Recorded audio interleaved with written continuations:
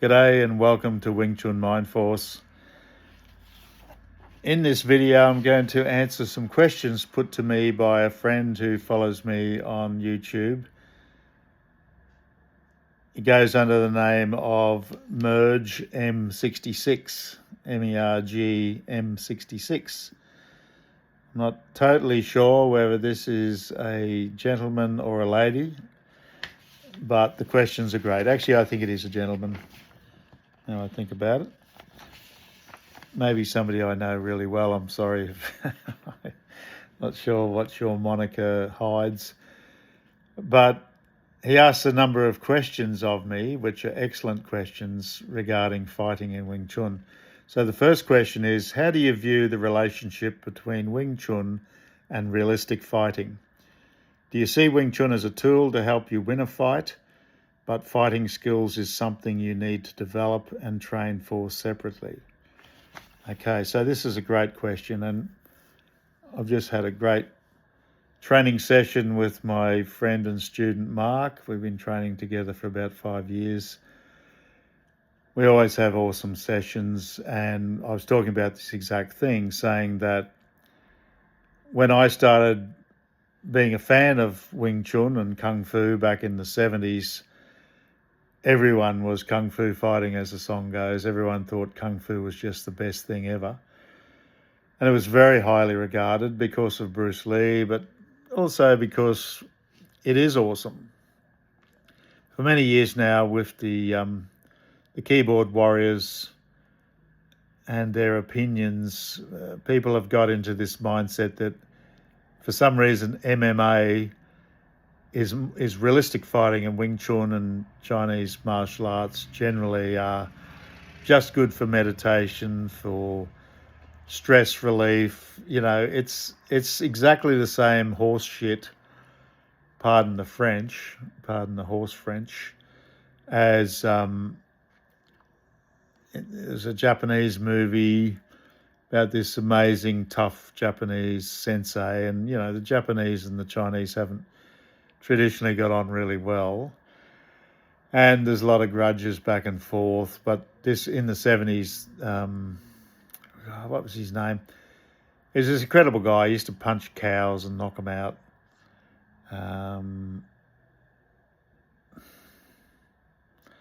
Anyway, Masoyama, I think that was his name. But he did this whole thing showing the greatness of karate, and then showing that Chinese Kung Fu was basically weak as, and it was just good for being flexible and etc.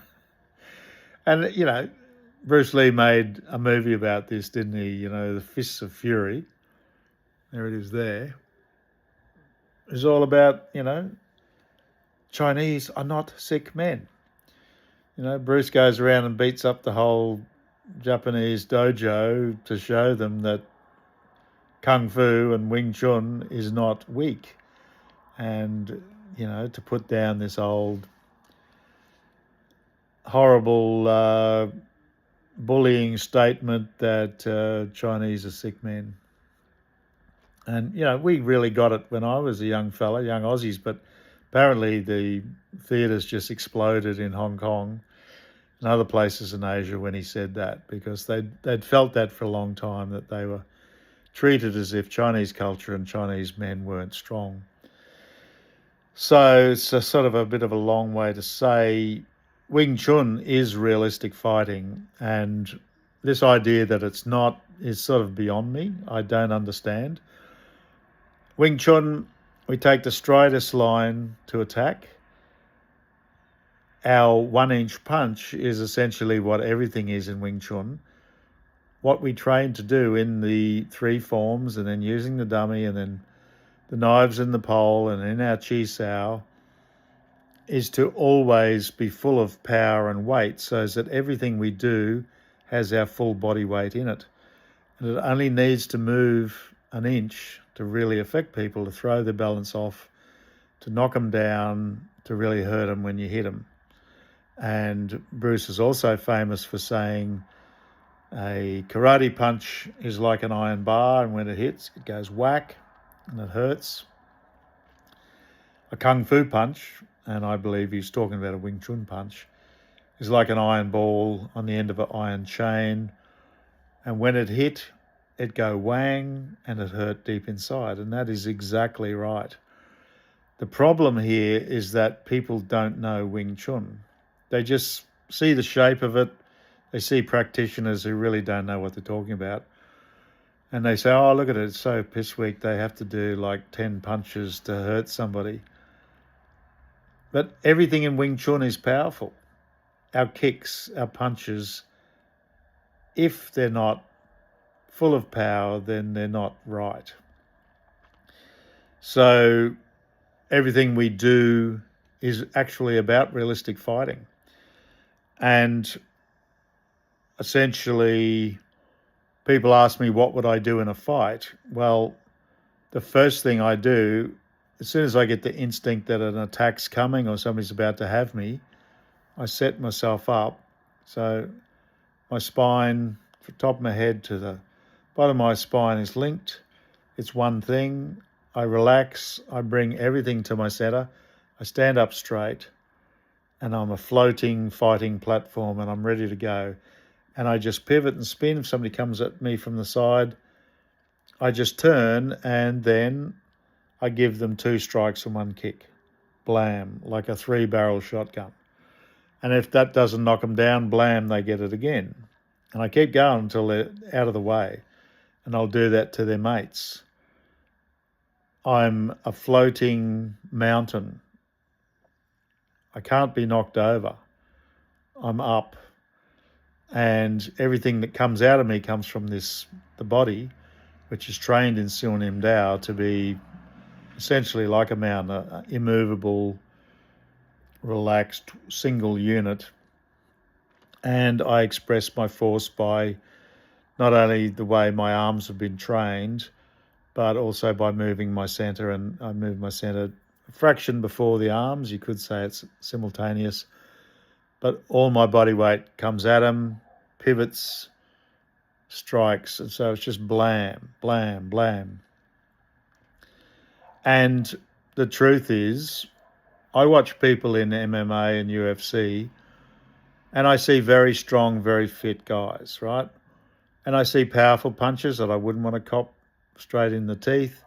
I see kicks that would certainly hurt my legs. I wouldn't want to cop them in the solar plexus. However, what I see is just muscle. I just see just kick and punch like anyone can do, and the stronger you are, the more powerful you'll hit. Whereas a Wing Chun kick, like a Wing Chun punch, comes from the subconscious. It's totally relaxed. And honestly, a real Wing Chun punch, a kick, will just sweep your legs out. There's an old Kung Fu saying, cut the roots, fell the tree. Wing Chun is pure Kung Fu. And that's the first thing you're going to do in a serious fight.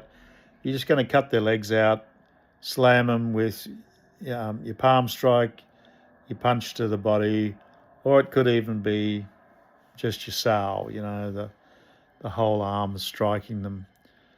And it's also an art of totally disrupting the other guy's balance and strength. And you don't have to punch and kick somebody to beat them. You can knock them to the ground. Like the first couple of movements in the dummy are classic Wing Chun, straight in, boom. You just, take them by the side of the neck, take them by the arm and fling them on the ground. And you fling them down very hard. And they won't want to get up unless they're very tough. And once they're down there, if you have to, you could kick them. They're just like a soccer ball sitting down there waiting to be kicked. Or whatever you have to do. But the whole form, the dummy sort of shows you the fighting that's through the whole system. And you shouldn't be doing the dummy until you've worked through the first 3 forms and you really understand our way of power. But once you've got that, everything can be practiced on the dummy. The second question was, did you find every fight was different, or was there common things you observed that can help people prepare for a fight? So I've never had a fight using my Wing Chun. I worked as a policeman. I worked as a bouncer. I never actually hit anybody. I commanded them with my voice. I've got a big voice when I bellow because I was a drill sergeant for years in the Air Force, in the Air Training Corps, and I would command huge parades, 100 guys, and they could hear me a long way away. And you sort of learn a type of a yell that comes from your diaphragm, but it's ear splitting and it shocks the shit out of people when you do it up close. I'm not going to do it right here, but when you bellow, everyone freezes because it's like a gun going off actually. So that's one thing I've used, and then I just grab people and I restrain them, and I just use my strength. And Wing Chun's perfect for this sort of thing, just Wing Chun's all about staying on your feet, not going down, and being able to move people with strength that's much more than just muscle strength, using your center, turning, pivoting around your center, Bill G type turning where you're sort of pivoting 360 degrees like a ball. People can't hold me if they grab hold of me. I know I'm sort of bragging a bit here, but I haven't got anybody to really demonstrate with, but I'm going to try and find some people. I'll show you what I mean, because for those of us who really know Wing Chun, people can't hold us easily. We're very, very hard to hold because the way we've been trained in power and movement, and we just move effortlessly, and our joints are fluid, and it's like trying to hold on to a robot. Every fight is different. The thing about real fighting as against fantasy fighting is that in school people will pick you and say, well, you looking at, mate, you're picking, and you'll line up and you'll start knuckling each other. And it's usually a whole lot of haymakers and wrestling and crying and bleeding and stuff goes on. But in the real world, it's usually drunks that fight, so it's often pretty ugly and pretty stupid, but it can be very dangerous. People can die. So I don't get into fights because I'm streetwise. I never get pissed in public. I have in the past when I was younger and stupider, and I don't really drink anymore, so it's not a big thing. But it's a good idea if you want to get really drunk, do it at home with a few mates where you're safe enough. Don't do it in public. If you do, you're really making yourself a possible victim. And just clock people. Like, be aware of somebody giving you evils, Be aware if somebody gives you a bad look, don't just forget about them and don't turn your back on them, and watch them. And I've had guys go for me and I've just fronted them and said, no, mate, no. I was in a toilet once and I was quite tiddly. This is back in the 90s, and it was in the long trough. There was about 8 positions where you could stand and do a wee, and this dude on the other end, and I, didn't really think about it. I just broke wind, right? Farted. And this guy took it so personally, like he was really offended. He's just an idiot. But he's quite a big guy, and he goes, how dare you fart in front of me, you? And I'm like, oh, kill it, brother. I'm sorry. I didn't even think about it. Certainly didn't mean to offend you. Yeah, and he wanted to fight. And I'm like, nah. And so I went out, and he's there, and I got my hands up and I said, I don't want to fight you. But they can sense that you're not saying, I don't want to fight because you can't fight. They sense that you just like, please bloody well leave me alone. I'm out here just having a bit of fun. Apologise for the fart, but it's not worth fighting about. I got away from that guy, but I watched for him, I got myself somewhere with my back to the wall, which is my want. I like to be able to watch who's coming and going. I'm not paranoid, but I don't trust people, and I always watch out. And if I'm in the street in a rough area, I watch all the time. I'm going to make a video about a lot of really cool police tactics for protecting yourself. You know, we used to have to walk the beat for the first few months, just walking alone, often in dark streets in the middle of the night, and we'd be out, you know, racing around in our cars, going to every crazy emergency and domestic dispute and terrorist activity and whatever the hell we're out there. And of course, when you're working as a nightclub security / bouncer, you know, people just go off their heads, and especially on full moons, just like it's real. People get crazy. So you're always on alert, and you know, you don't have to be scared, but you're scanning, you're watching people, you notice stuff, and you'll notice who the baddies are, the angry ones, who the tough guys are out to make a reputation. And yeah, there's a lot to this, but I would say preparing for a fight, the old 3-sectional punching bag is a great thing. You can work on your kicks, your palm strikes, and your middle strikes. I always teach, as I was taught, the punch, the fist, is for the midsection, particularly striking where the heart is under the sternum or the solar plexus. That'll drop anybody. It's that plexus of nerves just underneath the rib cage and the top of the stomach.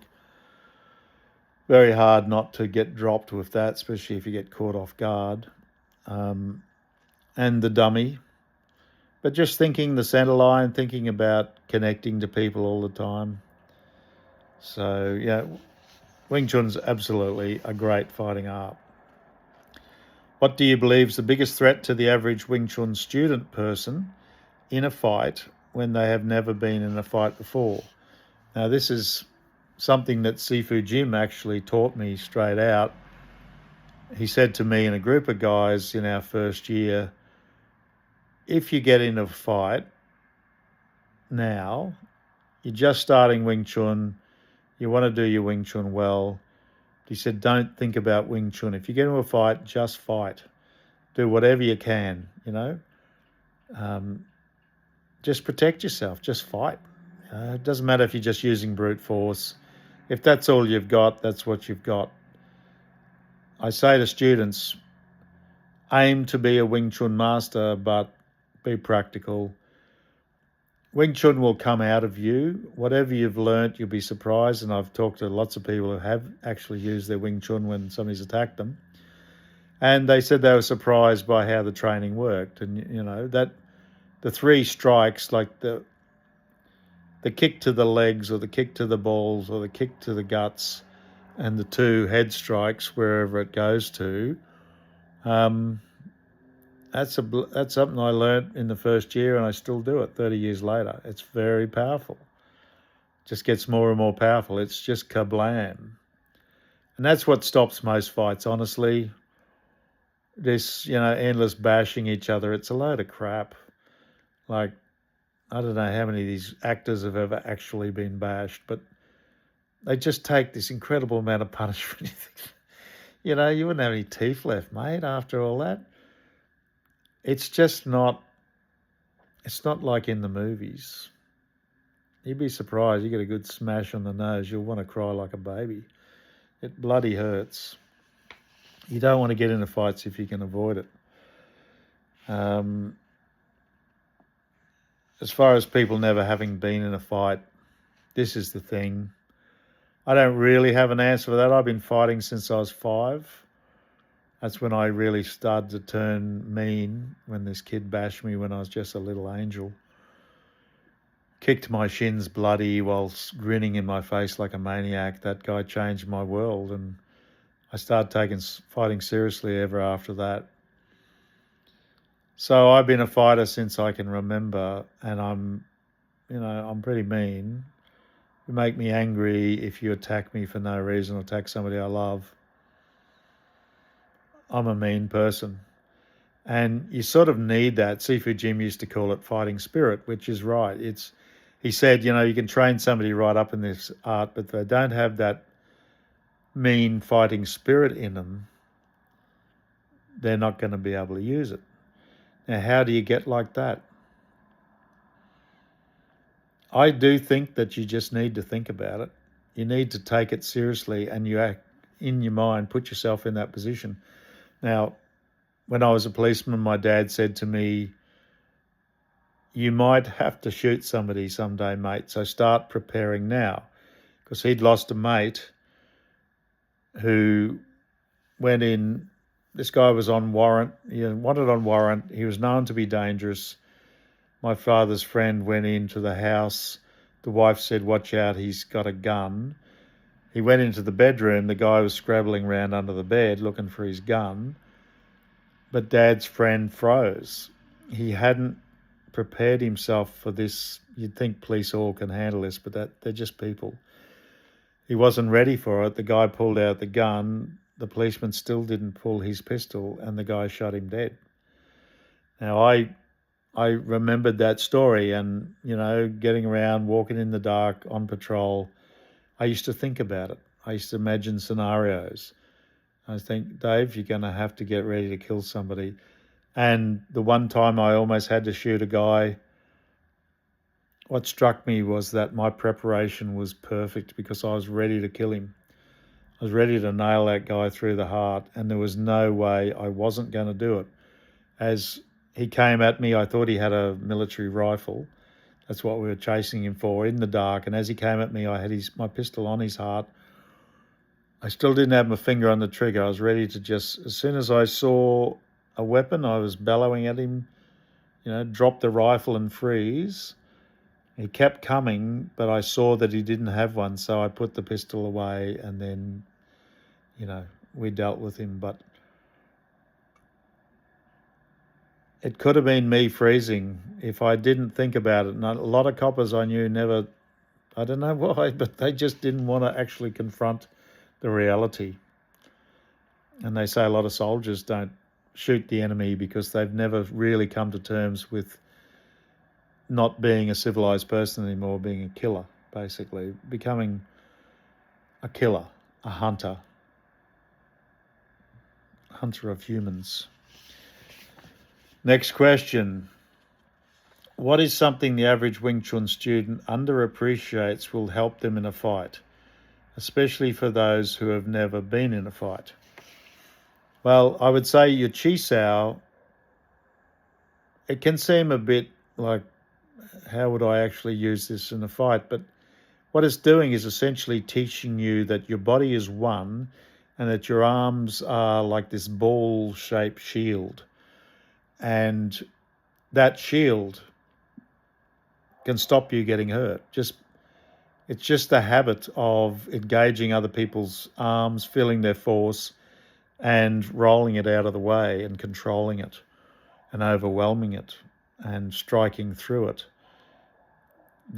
You shouldn't underestimate the power of that, and also the power of moving your body, like just stepping. When you do your Chi Sao, you should, once you get the feeling of it, you should also practice just moving even the slightest little bit, in, out, sideways, different directions. Just put your mind in that center as you're rolling, as you're sticking to the other person. Use that center, because your center, by moving your center first, being always mentally in the center whilst your arms are doing stuff and your legs are doing stuff, makes you doubly powerful. It doubles the body weight that the other person's feeling as soon as you move. So the relaxed arms and relaxed legs they'll feel your body weight, but as soon as you move that center, it's a gear up. And I would encourage all Wing Chun students to get to know the power of moving from the center of their body, and to realize once they start doing Chum Kiu, it's very, very important form. Don't skip over it. Don't go, I can't wait to do Bill G and be like senior in the art, I can't wait to get on the dummy, or that's all very well, but unless you're really good at Chum Kiu, you shouldn't be anywhere near any of the other stuff, because Chum Kiu is where you really learn to stay in your centre and not leave it and use it all the time.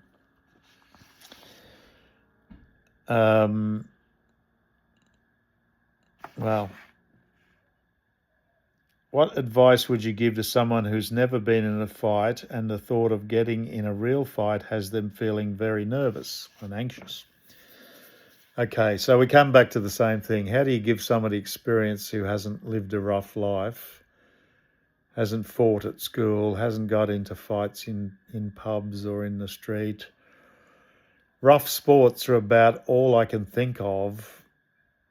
I don't advise you to go around picking people, because you might well get a mob on you, or they might knife you or come to your house and throw a brick through your window. Don't think that people will just keep the fight there. You get in a fight, it's likely that they'll hunt you down. And it's much easier to do these days to find who people are and where they live.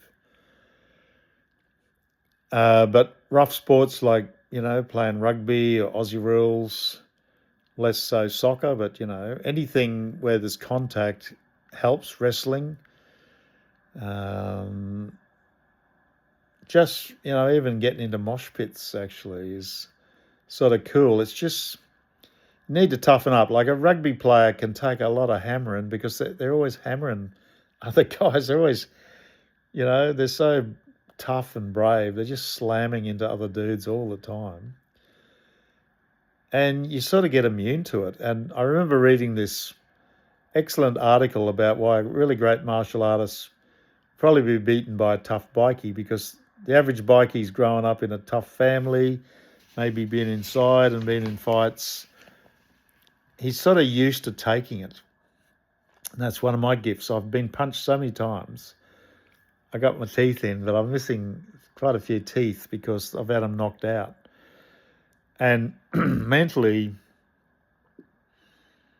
you're just prepared for it. Whereas somebody's never been hit, it's such a shock. You have the fantasy, oh, does it work on the street? It's like, maybe, mate, but do you work on the street? Like, have you ever been hammered? Ever been hit real hard?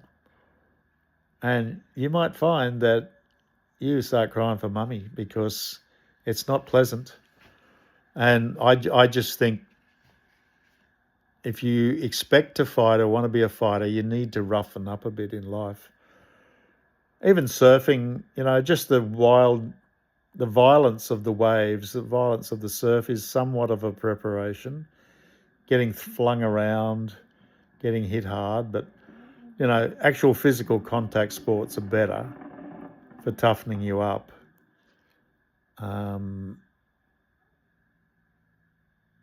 Yeah, it's about all I can say. I don't really, like for girls, for instance, girls grow up even less violently than males, and unfortunately they're also more of the targets from bully thugs and gutless husbands and boyfriends. But a woman's body is more delicate than a male's generally. Softer skin, slighter bones, all the fantasy about, women warriors and that. It's all very well, and some women can do that, but in the real world, a woman is not made to take on big bull men. It's like you wouldn't say, get the milk cow and the bull to go at it in a ring. Who's going to dominate? Well, the bull is, It's not rocket science, and humans are the same. I'm sorry if this offends your belief system, but reality doesn't care about your belief system. It's the same as people who, go out and start hugging grizzly bears and think they're just big teddies, and they get away with it, and then the grizzly decides, oh, I think I'll have something to eat. Just kills them. That's happened. People have a tiger in their house and it's their little pet for years, and then one day tiger decides, oh, I think I'll just eat this dude, rip him apart, just for a bit of fun.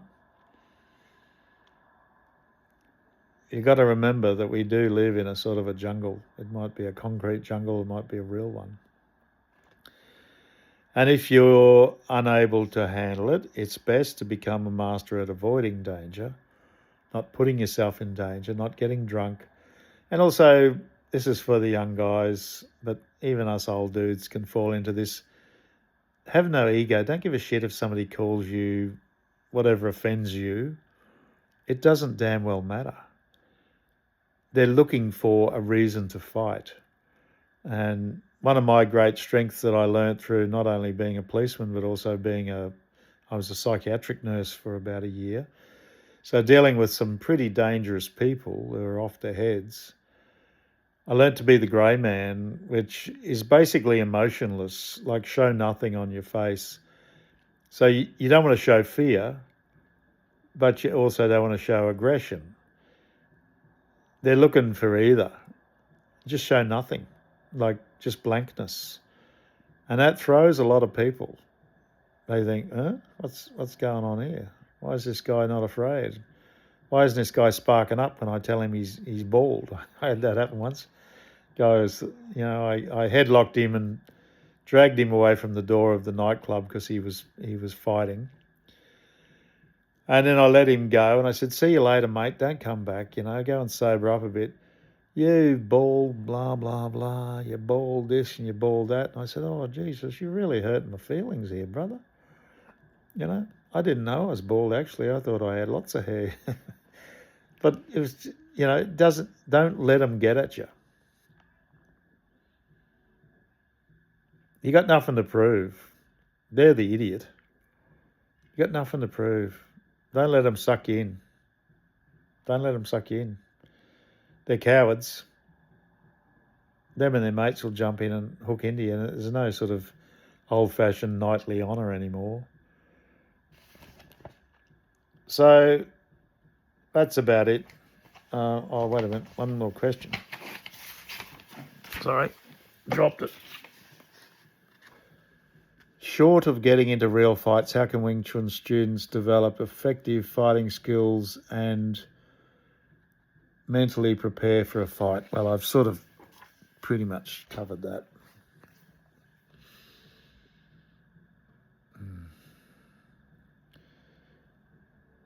Like, if you got tough guy mates who've been around, it could be useful to go out with them to rougher places, being protected. It might seem an odd thing to say, but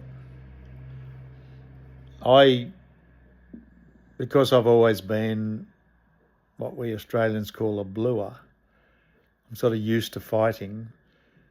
I often found myself in a position where a big fight would start and I'd protect not only the girls but other blokes. I'd see blokes freeze and I'd just say, come on, brother, just move back, or get behind me. If they look really terrified, and, obviously the girls often are such gentle creatures and they'd just be really terrified. Because if you see a vicious fight between a couple of big guys, it's scary. It's like a couple of big dogs. If you've ever seen dogs really going off, it's primitive. It gets at you somehow in your heart. I just say, just get behind me, and I'm just there to, shunt the fight away, because people get dropped without meaning to be dropped. They just sort of freeze and the fight's going and arms and legs and things are flying around and people will just get hit, like collateral damage. They'll get smacked, and it does happen to girls sometimes, unfortunately. Of course, they're not used to fighting. They stand too close, they don't get away, and they can get really hurt by swinging arms, and especially if people really get over the top, start swinging chairs and stuff around. You just want to get out. So there you go. There's my 34, almost 35 minutes of advice. If you're still listening, I hope that was of use. And the next couple of videos, I'm going to try and show you a whole lot of stuff to do with what to do around weapons, knives, guns. I don't have guns or anything here. I'm just going to give you some advice about what you can do if you're caught out in the moment to protect yourself from weapons. And also, just for the sake of it, some coppers' tricks about how to approach a car full of what we would call grubs, obvious crims, how to approach a car. You probably won't ever do this unless you become a cop or a security guy. But who knows, when the apocalypse comes or whatever, you might have to have a weapon and deal with very bad people. So this stuff might come in handy once in your life. Okay, see you later.